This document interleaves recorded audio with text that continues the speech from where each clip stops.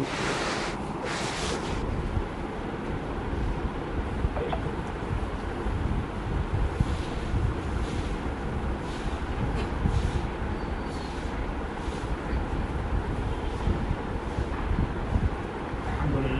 العالمين إله الأولين والآخرين والصلاة والسلام على سائر الأنبياء والمرسلين والملائكة المقربين وعلى آله وصحبه أجمعين. أما بعد فقد قال النبي صلى الله عليه وسلم أما بعد فقد قال الله تبارك وتعالى في كلام المجيد والفرقان الحميد: أعوذ بالله من الشيطان الرجيم. بسم الله الرحمن الرحيم. قل هل يستوي الذين يعلمون والذين لا يعلمون. صدق الله مولانا العظيم. گرامی قدر حضرات، اساتذہ کرام اور عزیز طلباء،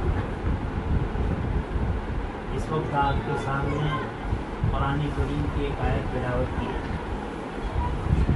آپ ماشاءاللہ طالب علم ہیں اور میں بھی ایک طالب علم ہوں. فرق اتنا ہے کہ آپ نئے طالب علم ہیں، میں پرانا طالب علم ہوں. چاہے ہمارے اساتذہ ہمارے دوست احباب ہیں، مجھے ان سے کوئی بات بھی نہیں کرنی ہے، دوستانہ حیثیت سے آپ سے بات کرنی ہے. آپ میرے دوست ہیں، میں آپ کا دوست ہوں. آپ نئے طالب علم ہیں، میں پرانا طالب علم ہوں. آپ یقین مانیے، آپ یہاں پر علم حاصل کرنے کے لیے آئے ہیں. اگر آپ سوچیں کہ واقعات کہ آپ آئے ہیں یا آپ کو لایا گیا ہے. اگر آپ آئے ہیں تو آپ کے عمر کے بہت سارے بچے آپ کی بستی میں، آپ کے دیہات میں، آپ کے قریب میں موجود تھے. آپ آئے ہیں تو اس طرح آپ کی طرح وہ بھی سب آ جاتے ہیں، لیکن وہ سب نہیں آئے ہیں. کتنے بچے بیچارے اپنے گھر پر ایسے ہی، کتنے بچے اسکولوں کی طرف چل پڑے، کتنے بچے آپ کی عمر کے کمانے کے لیے چل پڑے. آپ یہاں آئے نہیں، آپ کو لایا گیا ہے. اللہ کی طرف سے آپ کا انتخاب ہوا ہے. اور میرے عزیز طلباء، آپ جانتے ہیں کوئی بڑا آدمی ہوتا ہے، بڑا آدمی اپنے چھوٹے کو مہمان بناتا ہے. تو یہ چھوٹے کا بہت بڑا اکرام ہے، چھوٹے کی بہت بڑا قدر ہے. اب اگر وہ چھوٹا آدمی جب کسی بڑے کا مہمان ہو تو بہت لحاظ اس بات کا کرتا ہے کہ میرا میزبان مجھ سے کہیں ناراض نہ ہو جائے. میری تو کوئی حیثیت نہیں، میرے میزبان بہت بڑے ہیں اور انہوں نے مجھے مہمانی کا شرف بخشا ہے کہ مجھے مہمان بنایا، وہ میزبان بنا. ہم سب کہتے ہیں کہ مدارس اسلامیہ نبی کریم صلی اللہ علیہ وسلم کے مہمان خانے ہیں، اور آپ طلباء عزیز اس میں مہمان ہیں، مہمانان رسول. اور آپ کے میزبان کون ہیں؟ نبی کریم صلی اللہ علیہ وسلم اور آپ کے وارثین حضرات علماء. مجھے اس وقت یاد کرنا ہے، امت نے اور امت کے نوجوانوں نے، امت کے انسانوں نے اپنے نونہالوں کو آج کی شکل میں مدارس اسلامیہ میں بھیجا ہے. کیوں بھیجا ہے؟ جن ماں باپ کو اللہ نے توفیق دی اور انہوں نے اپنی اولاد کو اداروں کے حوالے کیا، اگر ان ماں باپ سے آپ پوچھے کہ بھئی تم نے اپنے بچوں کو کیوں بھیجا ہے، کوئی ماں باپ نہیں کہے گا کہ میں نے اس لیے بھیجا ہے کہ میرا بچہ ڈاکٹر بن جائے، میرا بچہ انجینئر بن جائے، میرا بچہ لوئر بن جائے، میرا بچہ پروفیسر بن جائے. ہاں یہ تو کہیں گے کہ میرا بچہ حافظ بن جائے، میرا بچہ قاری بن جائے، میرا بچہ عالم بن جائے. یہی کہیں گے نا. کوئی ماں باپ نہیں کہے گا کہ میں نے مدرسے میں اس لیے بھیجا ہے کہ وہ ڈاکٹر انجینئر بن جائے. لیکن میرے بھائی، آپ میرے دوست ہیں، میں آپ کا دوست ہوں، میں بہت محبت سے آپ سے عرض کرتا ہوں، ان ماں باپ نے اور ان بستی والوں نے، ان علاقے والوں نے آپ سب کو چن کر یہاں مدرسے میں حافظ قاری عالم بنانے بھیجا ہے. لیکن ان کا مقصد حفظ قرآن سے اتنا نہیں ہے کہ آپ قرآن کریم کو زبانی یاد کر لیں، اپنے سینے میں محفوظ کر لیں. قاری بنانے کا مقصد ان کا نہیں ہے کہ صرف آپ قرآن کریم کو تجوید کے ساتھ پڑھنے والے بن جائیں. عالم بنانے کے لیے بھیجا ہے تو مقصد یہ نہیں ہے کہ آپ قرآن و حدیث کو پڑھنے والے بن جائیں، عربی عبارت پڑھنے والے بن جائیں، عربی میں تقریر کرنے والے بن جائیں، اردو میں تقریر کرنے والے بن جائیں۔ میرے بھائی، امت کا اور آپ کے والدین کا قطعاً یہ مقصد نہیں ہے۔ امت کا اور والدین کا مقصد یہ ہے کہ آپ کو اس لیے مدارس اسلامیہ میں بھیجا ہے کہ آپ دین کے ایسے خادم بنیں کہ آپ کی زندگی، آپ کا چال و چلن، آپ کی رہائش، آپ کا طور و طریق، آپ کے اخلاق، آپ کے کردار، آپ کی سیرت ان کے لیے ایک نمونہ ہو۔ دیکھو عزیز طلبہ، عالم میں حفاظ کرام کی کمی نہیں ہے، قرائے کرام کی کمی نہیں ہے، علماء دین کی کمی نہیں ہے، اور اس دور میں مفتیان کرام کی کمی نہیں ہے۔ لیکن آپ طالب علم ہیں اور میں پرانا طالب علم ہوں، میرا آپ سے ایک سوال ہے، ان حضرات سے نہیں، آپ سے سوال ہے۔ امت نے اور امت کے افراد نے اور امت کے بھائیوں نے اپنی اولاد کو ان مدارس اسلامیہ میں بھیجا ہے، تو کیا اس لیے بھیجا ہے کہ ہر مسجد کو امام مل جائے، ہر مکتب کو مدرس مل جائے؟ نہیں، اس لیے بھیجا ہے کہ امت کو ایسا امام مل جائے جو مصلیوں کی صحیح دینی تربیت کرنے والا ہو، ایسا عالم جو عالم پورے عالم کو بدلنے والا ہو، ایسا فقیہ جو انسانوں کے مسائل کو عملی طور پر حل کرنے والا ہو۔ نقوش سے کام نہیں بنتا، حقیقت سے کام بنتا ہے۔ میں تو اپنے دوستوں میں عرض کرتا ہوں کہ اگر آج امت کے وہ حضرات جو ماشاءاللہ ہمارے ان اداروں پر دل کھول کر خرچ کرتے ہیں، ماشاءاللہ مہمانان رسول کی نسبت پر اپنی حلال کمائی کو اثار کرتے ہیں، پانی کی طرح بہاتے ہیں، ہم ان سے پوچھتے ہیں کہ آپ کیا دیتے ہیں؟ تو کہتے ہیں کہ ہم ہماری حلال کمائی دیتے ہیں، ان پسینے کو ایک کر کے جو ہم نے کمایا ہے وہ دیتے ہیں۔ میں آپ سے پوچھتا ہوں، اگر وہ ہم سے پوچھے کہ میرے عزیز طلبہ، ہم نے تو اپنی حلال کمائی پیش کر کے آپ کو دی ہے، ہم آپ سے حافظ چاہتے ہیں، آپ نے کتنے حافظ دیے؟ ہم آپ سے قاری چاہتے ہیں، آپ نے کتنے قاری دیے؟ ہم آپ سے عالم چاہتے ہیں، کتنے عالم دیے؟ تو کہہ سکتے ہیں بھائی ہم نے آپ کو اتنے حافظ دیے، اتنے قاری دیے، اتنے عالم دیے۔ لیکن میں آپ سے پوچھتا ہوں، اگر یہ اپنے سوال کو تھوڑا بدل کر پوچھے، کیا کہے کہ ہمیں حافظ نہیں چاہیے، حافظ تو مارکیٹ میں بہت ملتے ہیں، ہمیں تو ایسے حافظ چاہیے جو حافظ ہماری ضرورت کو پورا کر سکے، معاشرے کو جیسے حافظ کی ضرورت ہے ویسا حافظ چاہیے، معاشرے کو جیسے عالم کی ضرورت ہے ایسا عالم چاہیے، معاشرے کو جیسا مفتی ضروری ہے ایسا مفتی چاہیے۔ میرے عزیز طلبہ، بتائیے ہم چہار دیواری میں جو زندگی گزار رہے ہیں، کیا اس سوال کا جواب ہم دے سکتے ہیں کہ میری قوم، آپ کو جیسا حافظ چاہیے ہم ایسے حافظ بن رہے ہیں، آپ کو جیسا عالم چاہیے ہم ایسے عالم بن رہے ہیں، آپ کو جیسا قاری چاہیے ہم ایسا قاری بن رہے ہیں؟ میرے عزیز طلبہ، یہ آپ کا مادر علمی ہے۔ ہر مدرسے کو اس کے طالب علم کے لیے مادر علمی کہا جاتا ہے۔ مادر کے معنی ماں، علمی ماں، علم کی ماں، یعنی علم دینے والی ماں۔ آپ سب جانتے ہیں ہم اپنی ماں کے پیٹ میں بنتے ہیں اور ماں کی پیٹ میں بنے ہیں، اور دنیا کا ہر انسان جانتا ہے ماں کی پیٹ میں سے نکلنے والا بچہ دو قسم کا ہوتا ہے۔ ایک بچہ وہ ہوتا ہے جو جسم کے اعتبار سے، خلقت کے اعتبار سے کامل ہے، اس میں کوئی کمی اور نقصان اور عیب نہیں ہے، اور ماں کے پیٹ سے نکلنے والا ایک بچہ ایسا بھی ہوتا ہے بیچارے جس کے بدن کے اندر کوئی عیب اور کمی ہے، یا آنکھ کی کمزوری ہے، یا ناک کی کمزوری ہے، یا جسم کے کسی اور اعضاء کی کمزوری ہے۔ آپ سب اس بات کو جانتے ہیں کہ جو بچہ ماں کے پیٹ سے عیب لے کر آتا ہے، دنیا کا کوئی ڈاکٹر، دنیا کا کوئی حکیم، دنیا کا کوئی وکیل، بعید، دنیا کا بڑے سے بڑا کوئی اسپتال اس کا علاج نہیں کر سکتا۔ سب کہیں گے یہ تو ماں کے پیٹ سے لے کر آیا ہے۔ اور جو بچہ ماں کے پیٹ سے صحیح سالم آتا ہے وہ ان سے پاک ہوتا ہے۔ میرے عزیز طلبہ، جس طرح ماں کے پیٹ میں بننے والا ناقص رہا تو وہ ناقص ہی رہتا ہے، اور ماں کے پیٹ میں کامل بن گیا تو وہ کامل رہتا ہے۔ عزیز طلبہ، آپ اس مادر علمی میں علم و عمل کے اعتبار سے کامل بننے آئے ہیں، علم و اعتبار سے مکمل بننے آئے ہیں، علم کے اعتبار سے، اخلاق کے اعتبار سے، معاشرت کے اعتبار سے، معاملات کے اعتبار سے کامل بننے آئے ہیں۔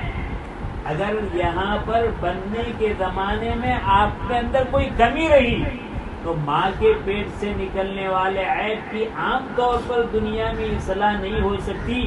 دیکھا بھی یہی جاتا ہے کہ اس چہار دیواری میں جو طالب علم نہیں بنتا ہے، بعد میں اس کی اصلاح بھی بہت ناممکن ہوتی ہے، اور جو طالب علم اس چہار دیواری میں بن جاتا ہے، پھر اگر بننے کے بعد معمولی کمی ہے اس کی تلافی ہو جاتی ہے۔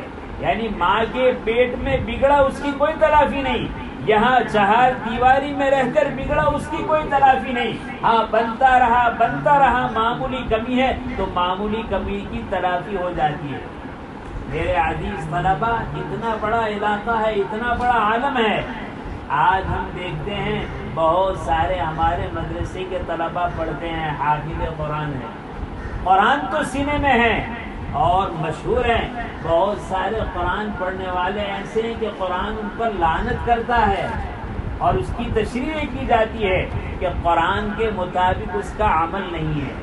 عزیز طلبہ، کہیں شیطان ہمیں یہ دھوکے میں نہ ڈالے، ابھی تو ہم پڑھ رہے ہیں، بعد میں بن جائیں گے، بعد میں سنور جائیں گے، بعد میں سدھر جائیں گے۔ میرے عزیز طلبہ، یہ بہت بڑا دھوکہ ہے۔ بننے کا زمانہ یہ طالب علمی کا زمانہ ہے۔ اس طالب علمی کے زمانے میں پڑھنے کے ساتھ ہمیں ہر پڑھی ہوئی چیز پر عمل بھی کرنا ہے۔ علم عمل کا جوڑ ہے، ایسا نہیں علم پہلے ہے عمل بعد میں ہے، علم عمل کا جوڑ ہے۔ علم آتا جائے اس پر عمل ہوتا جائے، علم آتا جائے اس پر عمل ہوتا جائے، تو پھر یہ علم کیسا ہوگا؟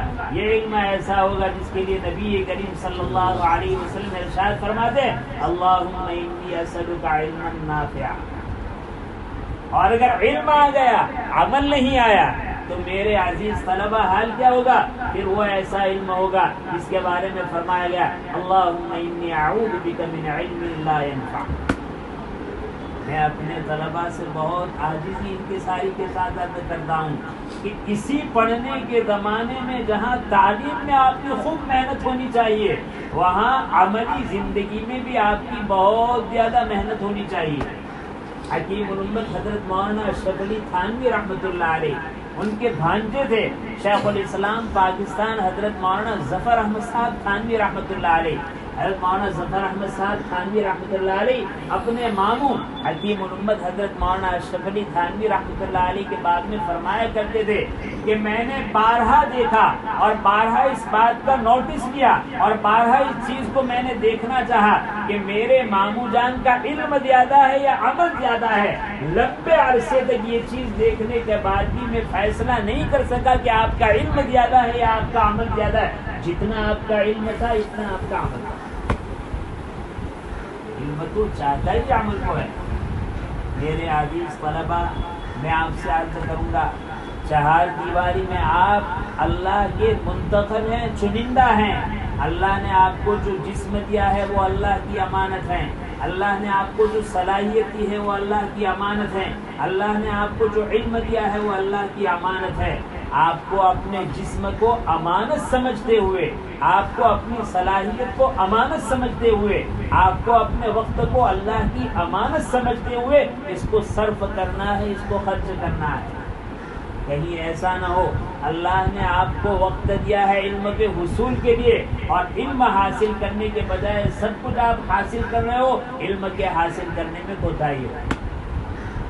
اللہ نے آپ کو صلاحیت دی ہے، یہ صلاحیت علم کو سیکھنے میں، علم کو سمجھنے میں لگنی چاہیے۔ کہیں ایسا نہ ہو کہ آپ کی صلاحیت علم کے علاوہ ساری چیزوں میں لگ رہی ہے۔ اللہ نے آپ کو یہاں منتخب فرمایا ہے اپنے دین کا خادم بنانے کے لیے. آپ خادم کے بننے کے بجائے سب کچھ بن رہے ہو اور خادم نہ بن رہے ہو. میرے عزیز طلبا، یہ اللہ کی دی ہوئی امانت میں خیانت ہے. اس لیے میں آپ سے بہت درد دل کے ساتھ کہتا ہوں کہ اسباق کی پابندی ہو، تکرار کی پابندی ہو، مطالعے کی پابندی ہو. اہل انتظام نے، مدرسے نے جس کام کے لیے، جو وقت جس کام کے لیے طے کیا ہے، آپ کا کام اس میں وہی ہونا چاہیے، اس کے علاوہ نہیں ہونا چاہیے. اور اس کے ساتھ عملی زندگی میں آپ کو قدم رکھنا ہے. مثلا آپ نماز پڑھنے جاتے ہیں، ابھی سے اگر آپ نے عادت ڈالی کہ آپ ماشاءاللہ عاقل ہیں، بالغ ہیں، صف اولا کا اہتمام ابھی سے ہیں، تکبیر اولا کا اہتمام ابھی سے ہیں. میرے بھائی، پڑھنے کے بعد آپ امام رہے تو بھی یہ پابندی رہے گی. پڑھنے کے بعد آپ حفظ کلاس پڑھائیں گے، یہ بھی پابندی رہے گی. مکتب پڑھائیں گے، یہ پابندی رہے گی. خدا نہ خواستہ طالب علمی کے زمانے میں آپ ذہین فہیم تو بہت ہیں، لیکن نمازوں کی پابندی کا اہتمام نہیں ہے، جماعت کی پابندی کا اہتمام نہیں ہے.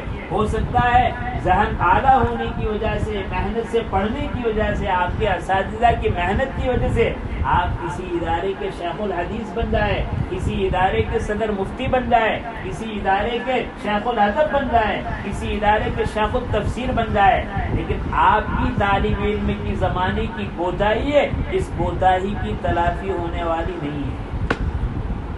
اس لیے ان دارالعلوم میں، ان اداروں میں ہمیں اپنے آپ کو علم کے ساتھ، عمل میں پختگی کے ساتھ اپنے آپ کو تیار کرنا ہے. یہ ہمارا مقصد ہے. مدرسہ صرف تعلیم کا نام نہیں ہے، مدرسہ تعلیم کے ساتھ تربیت کا نام ہے. تعلیم اور تربیت ساتھ میں چلتی ہیں. اور میرے بھائی، تعلیم و تربیت کا معاملہ مدرسے سے نہیں ہے. تعلیم و تربیت کا معاملہ تو بچہ پیدا ہوتا ہے وہاں سے تعلیم و تربیت شروع ہوتی ہے. پھر اس کے بعد پروان چڑھتی ہے. مکتب میں آتا ہے تو تربیت اور بڑھتی ہے، تعلیم اور بڑھتی ہے. اداروں میں آتا ہے تو تعلیم اور بڑھتی ہے. لیکن مجھے جو یہ کرنا ہے کہ آج ہمارا مقصد صرف خالی پڑھنا نہ ہو، ہمارا مقصد پڑھنے کے ساتھ عملی زندگی میں اپنے آپ کو آگے بڑھانا ہو. اپنے اساتذہ کی نگرانی میں وقت کی ہر سنتوں کو ہمیں معلوم کرنا ہے اور عملی زندگی میں سنت کو اپنانا ہے. دیکھو میرے عزیز طلبا، آپ میرے ہیں، میں آپ کا ہوں. اگر میں کوئی بات کہوں تو آپ برا نہ مانیے، اس کو دل سے آپ سنیے. کتنا بڑا مجمع ہے طالب علم کا.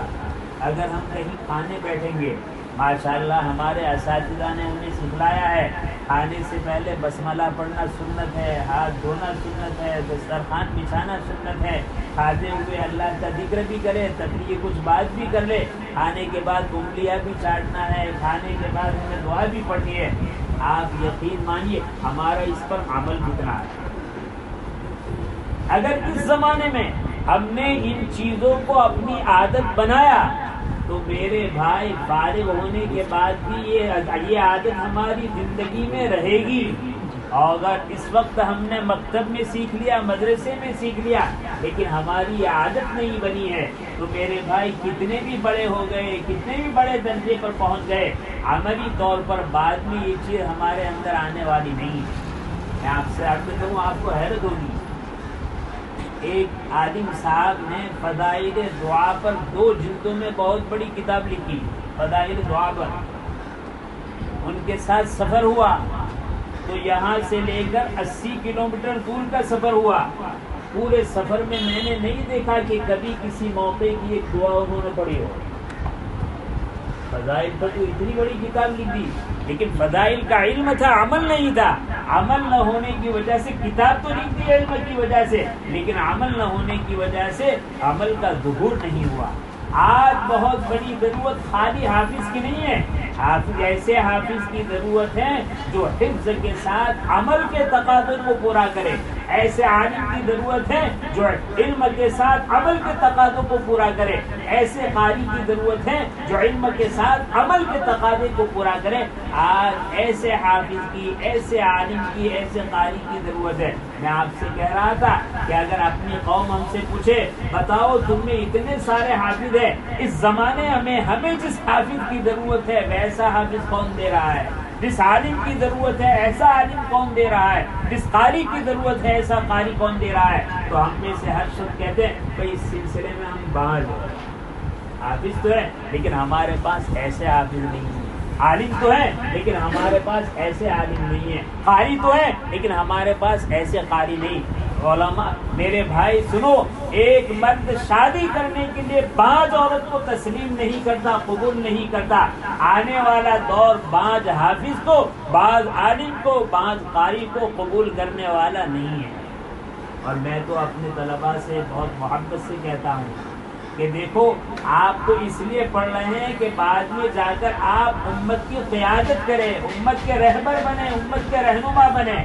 مدرسے میں رہتے ہوئے ہمارے نمازوں کا اہتمام نہیں۔ عام طور پر یہ شکایت آتی ہے مکتب میں بیچارے اساتذہ پڑھاتے ہیں، نماز کا اہتمام نہیں۔ وہ ان کا قصور نہیں ہے، یہ طالب علم کے زمانے کی لاپرواہی کا قصور ہے کہ طالب علم کے زمانے میں انہیں اس بات کا اہتمام نہیں کیا، فارغ ہو گئے، اس کے بعد بیچارے مکتب میں لگ گئے، مدرسے میں لگ گئے، لیکن عادت وہ بری پڑی تھی، نقص وہ رہ گیا تھا۔ مادر علم میں نقص رہا ہے، اب اسپتال میں اس کا علاج ہونے والا نہیں ہے، اب دنیا میں اس کا علاج ہونے والا نہیں ہے۔ لہذا عزیز طلباء میں بہت درد دل کے ساتھ کہوں گا، یہ وقت آپ کا انتہائی قیمتی ہے، یہ زمانہ آپ کا انتہائی قیمتی ہے، اس وقت کو ضائع کرنے سے آپ بہت بچائیں۔ میں حضرت مفتی شفیع صاحب رحمۃ اللہ علیہ کا ایک مقولہ آپ کے سامنے پیش کرتا ہوں۔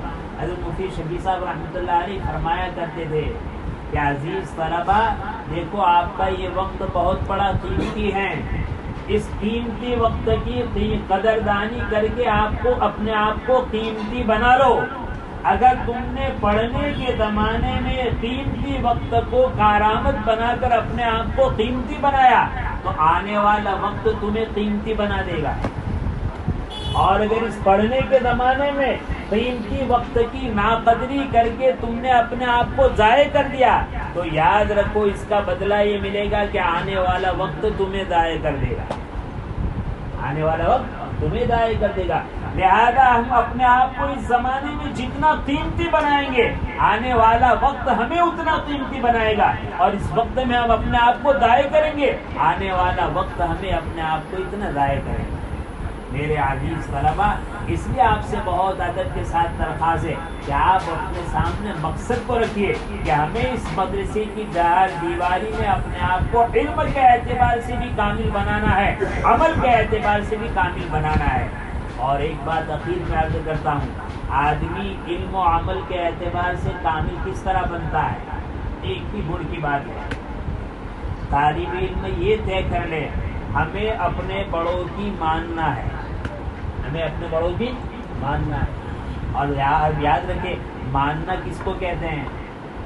ماننا اس کو کہتے ہیں ہمارے بڑوں نے ہمیں کوئی بات کہی، وہ بات ماحول کے خلاف ہے، حالات کے خلاف ہے، لیکن اس لیے کرتا ہے کہ میرے بڑوں نے کہی ہے، یہ ماننا ہوا۔ اگر ہمارے بڑے کوئی بات کہے، وقت کا تقاضا بھی یہی ہے، ماحول بھی یہی ہے، اور اس کو مانا، یہ ماننا نہیں کہا جائے گا۔ آپ اس کو مثال سے سمجھے، مثال کے طور پر آپ بیمار ہو گئے، بیمار ہونے کے بعد آپ ڈاکٹر صاحب کے پاس گئے، ڈاکٹر صاحب کے پاس جانے کے بعد آپ نے ان کا علاج کرایا، ڈاکٹر صاحب نے کہا کہ آپ کو دن میں 3 مرتبہ کھانا ہے، آپ نے کہا بہت اچھی بات ہے، میرا روزانے کا معمول، میں کھاتا ہوں، کھاؤں گا، یہ ماننا نہیں ہوا۔ ڈاکٹر صاحب نے کہا آپ کو بجائے 3 کے 2 ہی وقت کھانا ہے، جو آپ کا روزانہ کا معمول تھا چھڑوا دیا، میرے بھائی یہ ماننا ہوا۔ ماحول کے خلاف کوئی بات کہے، عقل کے خلاف کوئی بات کہے، لیکن ہمارے بڑے کہے، ہمیں یہ سمجھنا چاہیے کہ ہمارے بڑے ہمارے خیر خواہ ہیں، ہمارے بڑے ہمارے محسن ہیں، ہمارے بڑے ہمارے بننے کے لیے ہمیں بات کریں، گرچہ ہمارے عقل کی کمی کی وجہ سے وہ بات ہمیں سمجھ میں نہیں آ رہی ہے۔ جس طالب علم نے اپنے بڑوں کی وہ بات کو مانا جو اس کی سمجھ میں نہیں آئی، وہ کامیاب ہے، وہ ماننا ہوا ہے۔ اور اگر وہ بات بڑوں کی مانی جو سمجھ میں آتی ہے تو دنیا وہ بات مانتی ہے، اس کو ماننا نہیں کہا جاتا ہے۔ یہ چند نصیحتیں آپ کے لیے ہیں، اللہ کی ذات سے امید ہے، اللہ سے دعا ہے اور آپ حضرات سے امید ہے آپ اس پر عمل کریں گے انشاءاللہ۔ آج سے آپ کا عمل یہ ہونا چاہیے، اتنے سارے طالب علم ہیں، آپ کی کوئی بھی فرض نماز تکبیر اولا کے بغیر نہ ہو۔ دیکھو میں بھی طالب علم ہوں، ایک مدرسے میں میں بھی خدمت کرتا ہوں۔ کئی سال جب ہمارے یہاں چھٹیاں آتی ہے تو چھٹیوں کے موقع پر طلبہ گھر جاتے ہیں، گھر جانے کے بعد واپس آتے ہیں تو میں ان سے پوچھتا ہوں کہ طلبہ کی اتنی بڑی جماعت ہے، کوئی ہدایہ کی جماعت ہے، کوئی مشکات کی جماعت ہے، کوئی چہارم کی جماعت ہے، کوئی پنجم کی جماعت ہے، کوئی دورے کی جماعت ہے، اچھا بتاؤ کون سا طالب علم ہے کہ چھٹی کے 8 دنوں میں اس کی ایک بھی تکبیر اولا نہ گئی ہو؟ میرے بھائی سناٹا چھا جاتا ہے، مدارس میں سناٹا چھا جاتا ہے، اور پوری جماعت میں ایک طالب علم ایسا نہیں ملتا جو بیچارہ چھٹیوں میں 5 وقت کی نماز تکبیر اولا پڑھ سکے۔ عزیز طلبہ، قوم کو تو آپ نے عملی رہبر بننے کے لیے بھیجا ہے، اور اگر ہمارا حال یہ ہو تو ہم سے رہبری کی کیا امید ہو سکتی ہے؟ میرے بھائی علماء انبیاء کے وارث ہیں اور عوام کے لیے سر کے تاج ہیں۔ آج دنیا شکایت کرتی ہے کہ عوام علماء کی قدر نہیں کرتی۔ میں آپ سے پوچھتا ہوں ہم نے بھی علماء بن کر دکھایا ہے؟ اگر علماء بن کر ہم دکھائیں گے تو آج بھی وہ سر کا تاج بنانے کے لیے تیار ہے۔ ساری وہ کوتاہیاں، ساری وہ غلطیاں جو ایک عام مسلمان کرتے ہیں طالب علم کے ہونے کے ناطے ہمارے اندر موجود ہے، پھر ہم عالم بنتے ہیں، پھر کہتے ہیں علماء عوام ہماری قدر نہیں کرتے۔ قدر کیسے کریں؟ اپنی قدر کو آپ پہچانو، آپ کون ہیں؟ آپ اللہ کے بندے ہیں، آپ نبی کریم صلی اللہ علیہ وسلم کے مہمان ہیں، آپ کا تو بہت بڑا مقام ہے۔ آپ ہی کے بارے میں تو کہا گیا کہ آپ چلتے ہیں تو فرشتے اپنے پر بچھاتے ہیں، لیکن عمل جب دیکھتے ہیں تو ہمیں اپنی قیمت کا احساس ہوتا ہے کہ کہنے کے اعتبار سے تو طالب علم ہے، ورنہ حقیقت کے اعتبار سے طالب علم نہیں، ہم تو عوام سے بھی زیادہ گئے ہوئے ہیں۔ میرے عزیز طلبہ، ان چیزوں نے ہمیں تباہ و برباد کر دیا ہے، لہذا آپ سے عرض کروں گا آپ اپنی قیمت کو پہچانو، آپ اپنی قدر کو پہچانو، اور پہچاننے کے بعد عملی زندگی میں قدم رکھو اور عملی زندگی میں آگے بڑھو۔ آپ عملی زندگی قدم رکھیں گے، آگے بڑھیں گے، اللہ آپ کو اتنا آگے بڑھائے گا، اتنا آگے بڑھا، دنیا پیچھے رہ جائے گی اور آپ آگے ہوں گے۔ اللہ تعالیٰ نے انسان چند باتیں کہنے کی توفیق عطا فرمائی، حق تعالیٰ شانو ہم سب کو صحیح سمجھ نصیب فرمائے، ان پر عمل کرنے کی توفیق نصیب فرمائے، اپنے مقصد کو پہچان کر زندگی گزارنے کی توفیق عطا فرمائے۔ بار بار ہمیں یہ سوچنا چاہیے بھائی ہم یہاں کیوں آئے ہیں؟ بڑے ہونے آئے ہیں؟